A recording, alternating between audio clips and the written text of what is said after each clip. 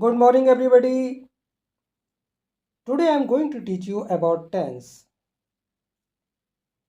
I told you last time about tense, and even today I am going to teach you once again about tense. We are going to convert any Hindi sentence into English. It is necessary for all to understand about tense. आज का अपना topic tense है और हम पहले भी चर्चा tense पर कर चुके हैं और आज हम इसके काइंड्स के बारे में जानेंगे और जानेंगे कि किस तरह से हिंदी सेंटेंस के लिए इंग्लिश सेंटेंस में कन्वर्ट किया जाता है और इसके क्या रूल्स हम लगाते हैं। So we see here 3 kinds of tenses. यहाँ पर हम देख रहे हैं कि टेंस के 3 प्रकार हैं और इसको हम पहले भी जान चुके हैं। There are 3 kinds present in Hindi वर्तमान काल, second past tense in Hindi भूतकाल and third future tense in Hindi भविष्यकाल। हम प्रेजेंट टेंस की अगर बात करते हैं तो जो सेंटेंस इस बात को बताता है कि आज हम जो जीवन जी रहे हैं, जिसमें हम चर्चा कर रहे हैं, ये प्रेजेंट है और इसकी एक आइडेंटिफिकेशन है कि इसमें हम किसी हिंदी सेंटेंस में जो हिंदी सेंटेंस है उसके लास्ट में है जैसे शब्द देखते हैं, है या फिर हूँ या फिर हो। इस पर हम पहले भी चर्चा कर चुके हैं प्रेजेंट टेंस पर और आज हमारा टॉपिक है पास्ट टेंस। प्रेजेंट टेंस पर लास्ट टाइम हमने बताया था, इसके लिए आप हमारे पिछले वीडियो को देख सकते हैं। आज का अपना टॉपिक है पास्ट टेंस यानी भूतकाल। इस टेंस में हम लोग जो बीत गया है उस पर बात करेंगे और ऐसे हिंदी के वाक्य जो पास्ट टेंस के होते हैं उनकी पहचान कुछ इस तरह से होती है। वाक्यांत में हम, था, थी, थे इत्यादि शब्दों को देखते हैं। तो आज हमारा टॉपिक है पास्ट टेंस और इसको हम डिटेल में जानेंगे और जानेंगे कि किसी भी हिंदी सेंटेंस से इंग्लिश सेंटेंस किस तरह से बनाया जाएगा और क्या पास्ट टेंस के रूल हैं जिसकी मदद से हम आसानी से किसी भी हिंदी वाक्य को इंग्लिश सेंटेंस में कन्वर्ट कर सकते हैं। So now let me tell you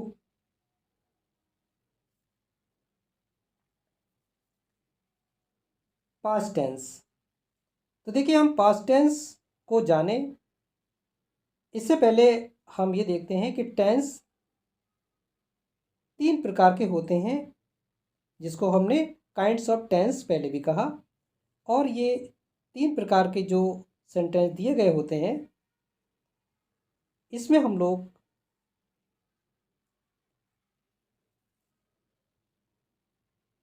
देखते हैं present tense, number 2 past tense and future tense.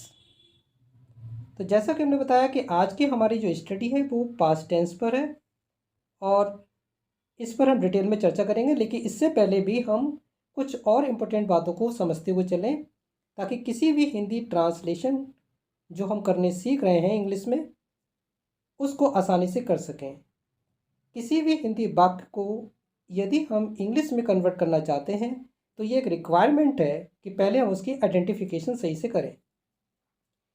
इससे पहले कि हम पास्ट टेंस को सीखें, हम इसके 2 और पार्ट्स को देखेंगे जो सिंपल टेंस के नाम से जाने जाते हैं। एज वी नो, जैसा कि अपना नोट है यहाँ पर, कि दो सिंपल टेंस होते हैं, simple present tense, simple past tense. Simple present tense में हमने पहले भी चर्चा की थी कि इस वाक्य के अंत में है, हूँ, हो दिया गया होता है। लेकिन आज का अपना टॉपिक है सिंपल पास्ट टेंस, जिसमें हम लोग बात करेंगे था, थी, थे की। लेकिन इससे भी पहले हमने जो चर्चा की कि 3 टेंस होते हैं और उनके 4 भाग होते हैं। हम उन पार्ट्स को भी अच्छे से स्टडी करेंगे और उसके बाद फिर हम वापस आएंगे पास्ट टेंस पर और उसको जानेंगे कि किस तरह से हिंदी सेंटेंस को इंग्लिश सेंटेंस में हम कन्वर्ट करते हैं। Now let me tell you,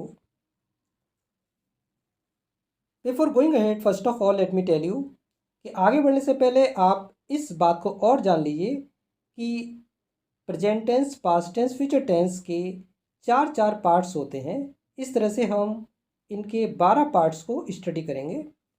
यहाँ पर ये नोट है, ये बहुत ही ज़रूरी है समझना, और इस नोट को आप अपनी कॉपी पे नोट डाउन कर सकते हैं और समझने की कोशिश करिए कि इसके बगैर किसी भी पर्टिकुलर सेंटेंस को इंग्लिश में बनाना मुश्किल हो जाता है।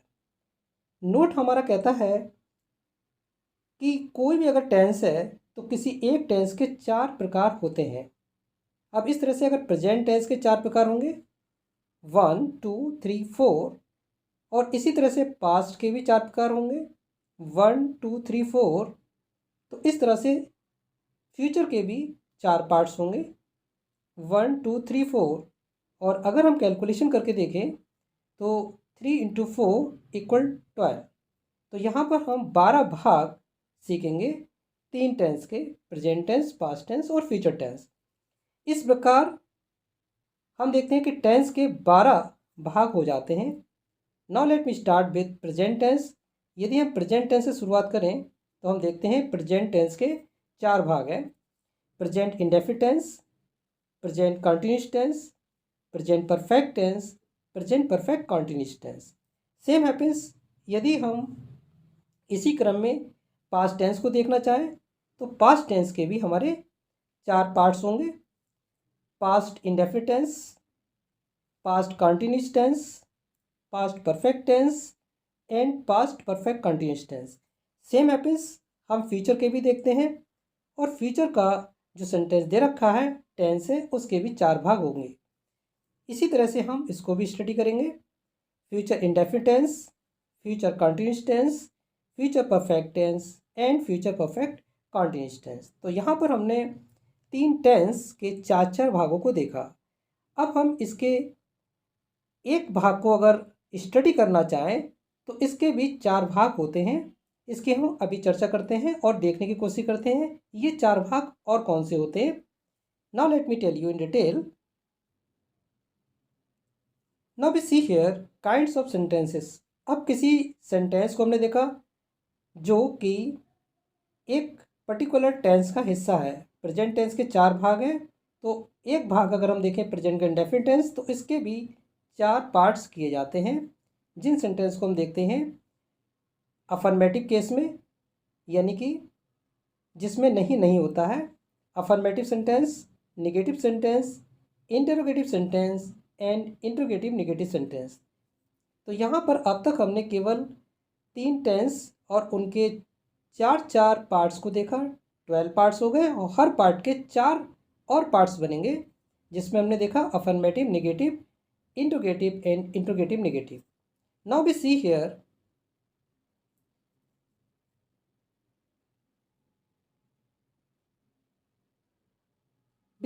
Past tense.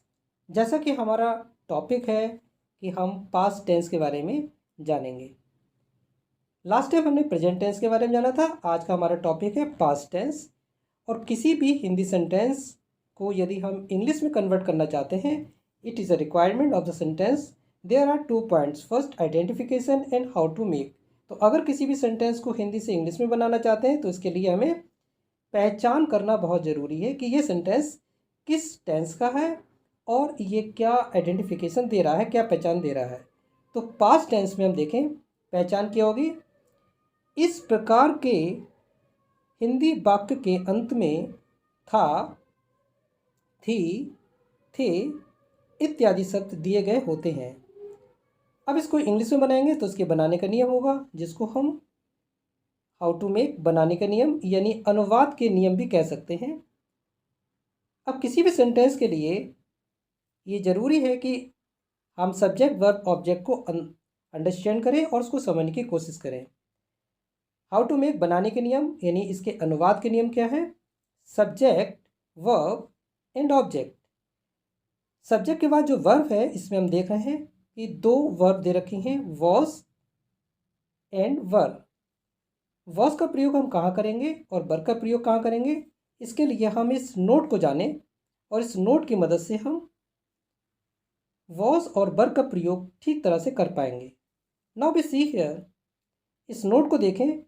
According to this note कि सिंगुलर यदि कोई सब्जेक्ट है, यानी किसी भी वाक्य को जो कि हम हिंदी में देख रहे हैं उसका सब्जेक्ट सिंगुलर है, तो वहाँ पर हम वॉज का प्रयोग करते हैं। सिंगुलर के लिए जानने के लिए आप खासतौर से इन वर्ड्स को स्टडी कर सकते हैं।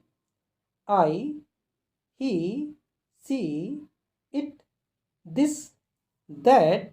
यह किसी का भी नाम हो सकता है, जैसे राम, मोहन, सीता, या कोई भी ऐसा पर्टिकुलर एक सिंगुलर वर्ड जिससे कि सब्जेक्ट क्लियर हो रहा है कि ये एक वचन है। वहाँ पर हम वर्ब के लिए वॉज का यूज़ करते हैं। इन द सेम वे, इसी क्रम में हम प्लूरल वर्ब को देखेंगे। वी सी हियर प्लूरल यानी बहुवचन, और यहाँ पर हम कुछ वर्ड्स जो कि सब्जेक्ट के स्थान पर आएंगे ये प्लूरल होते हैं, जैसे be, you, they, these, those, the girls. यहाँ पर वेरिएशन है, आप यहाँ पर बदल सकते हैं, ये चेंजेबल वर्ड है। द गर्ल्स यानी कि प्लूरल है, ज़्यादा लड़कियाँ हैं। द बॉयज़ ज़्यादा लड़के हैं। इसी तरह से यहाँ पर ज़्यादा यानी कि प्लूरल सब्जेक्ट होना चाहिए। यदि सब्जेक्ट प्लूरल है तो वर्ब का यूज़ हम करेंगे और यहाँ पर हम वर का यूज़ करते हैं। ये सब्जेक्ट प्लूरल के लिए होता है। We see here, as a said before, जैसा कि हमने पहले भी कहा कि अब कोई भी पर्टिकुलर सेंटेंस अफर्मेटिव केस में है या निगेटिव में है, ये भी जानना जरूरी है। हम आज जो हमारा टॉपिक है पास्ट टेंस, इसमें हम कोई हिंदी सेंटेंस को इंग्लिश में बनाना सीखेंगे। इसके लिए हम या तो वह सेंटेंस अफर्मेटिव केस में होगा, यानी था वाक्य के अंत में लगा होगा और कहीं पर नहीं दिया होगा। ऐसे कोई वाक्य जिसमें नहीं दिया होता है ये अफर्मेटिव यानी सकारात्मक वाक्य होते हैं, और इसको हम इंग्लिश में अफर्मेटिव सेंटेंस कहते हैं। अफर्मेटिव, इस तरह से हम काइंड्स ऑफ सेंटेंसेस, एक सेंटेंस के 4 भाग देखते हैं। Affirmative sentence, negative sentence, interrogative sentence and interrogative negative sentence. तो आज हम पास्ट टेंस के अंतर्गत ये सेंटेंस जो कि अफर्मेटिव केस में है इसकी हम स्टडी करेंगे। So now let me tell you in detail.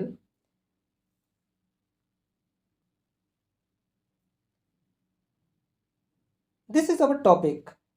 अब हमारा जो टॉपिक था पास्ट टेंस, पास्ट टेंस के अंतर्गत कोई भी हिंदी सेंटेंस जो हमें दिया गया है इसको इंग्लिश में कन्वर्ट करना है, और पास्ट टेंस का आज हम जो सीख रहे हैं वो अफर्मेटिव सेंटेंस यानी सकारात्मक वाक्य सीख रहे हैं। तो इसका रूल क्या होगा, जैसा कि हमने अभी बताया था, किसी भी सेंटेंस में सब्जेक्ट वर्ब ऑब्जेक्ट का होना ज़रूरी है। तो यहाँ पर पहले हम सब्जेक्ट का यूज़ करेंगे। वर्ब के स्थान पर यहाँ 2 वर्ब हमें दे रखी हैं, वॉज या वर। वॉज सिंगुलर के लिए, यदि सब्जेक्ट सिंगुलर दे रखा है तो वॉज का प्रयोग करेंगे। यदि सब्जेक्ट प्लूरल दे रखा है तो हम वर का यूज़ करते हैं। एट लास्ट की ऑब्जेक्ट का यूज़ करेंगे।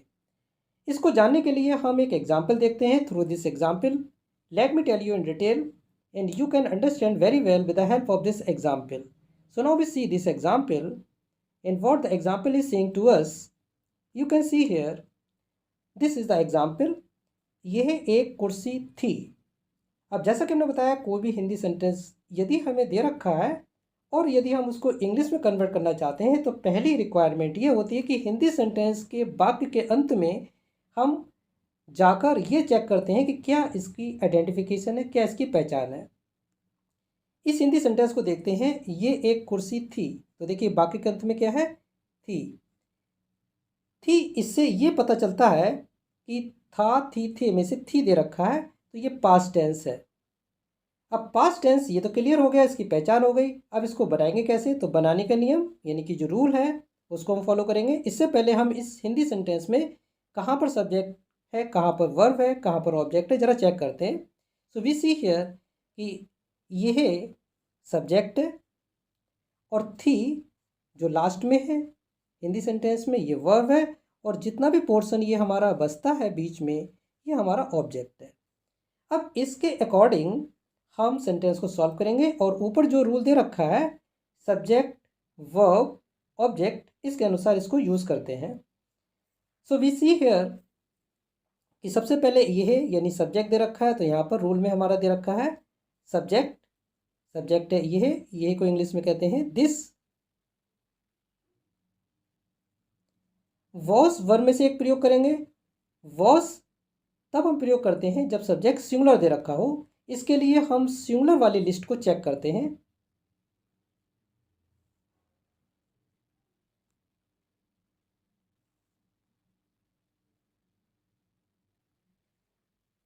So we are looking here. अब ये हमारा जो सिंगुलर है यानी कि जो सब्जेक्ट सिंगुलर है, इसमें देखिए ये दिस यहाँ पर दिया गया है, और इस दिस से ये पता चलता है कि ये सब्जेक्ट सिंगुलर है और यहाँ पर हम वॉज का यूज़ करेंगे। तो जो सेंटेंस हमें दे रखा था यह एक कुर्सी थी, तो वहाँ पर यह के लिए हमने दिस का प्रयोग किया है, और दिस की वजह से जो दिस सब्जेक्ट इसकी वजह से हम वॉज का यूज़ करेंगे। So we see that sentence.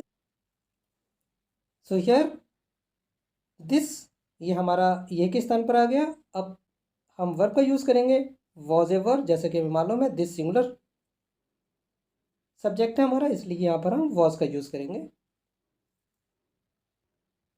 This was,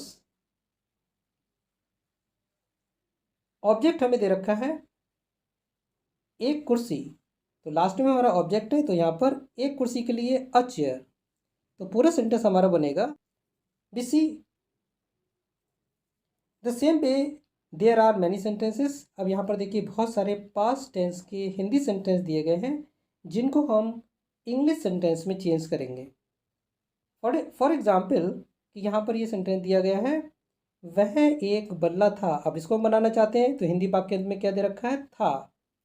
इससे पता चलता है ये पास्ट टेंस है, और पास्ट टेंस का हमारा रूल है सब्जेक्ट वॉज वर्ब में से एक आएगा प्लस ऑब्जेक्ट। तो सबसे पहले हम देखेंगे यहाँ पर वह, ये सब्जेक्ट है,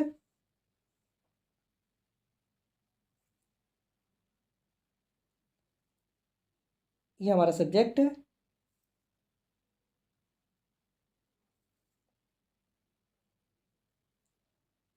एट लास्ट कि यहाँ पर हम देखते हैं जो था है ये हमारी वर्ब है, और बचा हुआ हिस्सा rest portion is called object.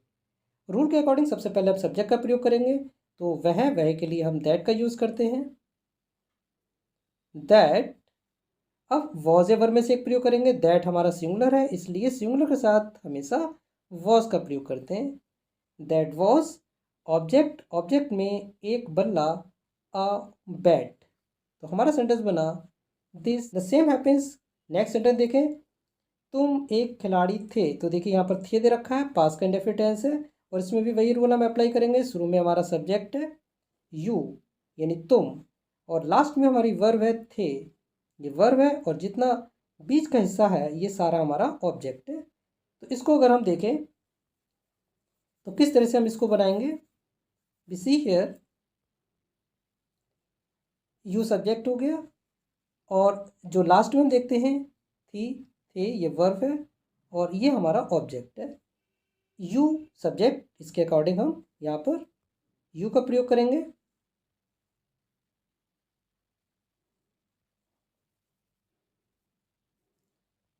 We see here you, you हमारा सब्जेक्ट प्लूरल है इसीलिए हम वर का यूज़ करेंगे, यू वर एक खिलाड़ी के लिए a player. So sentence complete sentence, you were a player, you were a player, आप यानी कि तुम एक खिलाड़ी थे। इसी तरह से हम नेक्स्ट सेंटेंस को देखते हैं। हियर वह एक पेड़ था। अगर आप हिंदी वाक्य के अंत में देखें तो यहाँ पर था दे रखा है, इससे पता चल रहा है पास्ट टेंस है। बनाने का नियम, शुरू में हमारा सब्जेक्ट दे रखा है, लास्ट हिंदी सेंटेंस के लास्ट से ही हम पहचान करते हैं ये हमारी वर्ब है, और जितना पोर्शन बीच का है ये टोटल हमारा ऑब्जेक्ट है। तो रूल के अकॉर्डिंग अगर हम देखें तो क्या होना चाहिए, that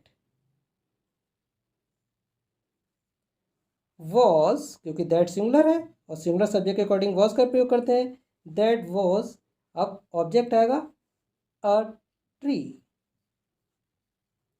so that was a tree, वह एक पेड़ था।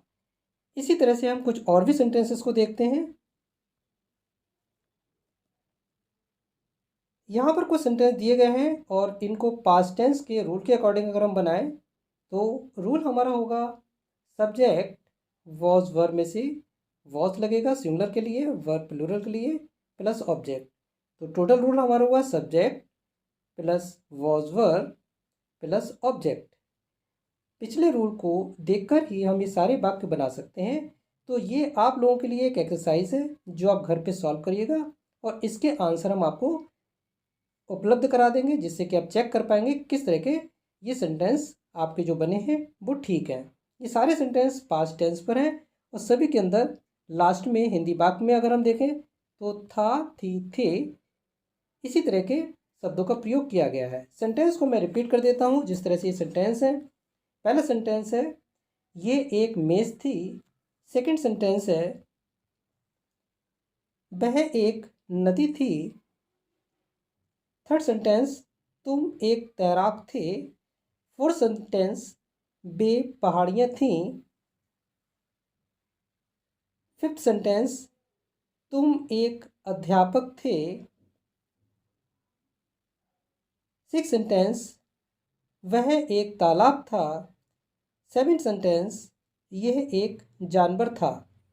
इस तरह से आपने कुछ सेंटेंस देखे हैं और इनको आप सॉल्व करिए इसी रूल के अकॉर्डिंग जो हमने अभी आपको सिखाया है। इसी तरह से आगे भी आपको फ्यूचर टेंस और उसके फ्यूचर टेंस के parts, future indefinite, continuous perfect, perfect continuous क्रम से आपको मिलते रहेंगे। आप इसको इसी क्रम से करिए, इस एक्सरसाइज को खुद करिएगा और इसके आंसर जल्दी आपको उपलब्ध हो जाएंगे, वहाँ से आप मैच कर लीजिएगा।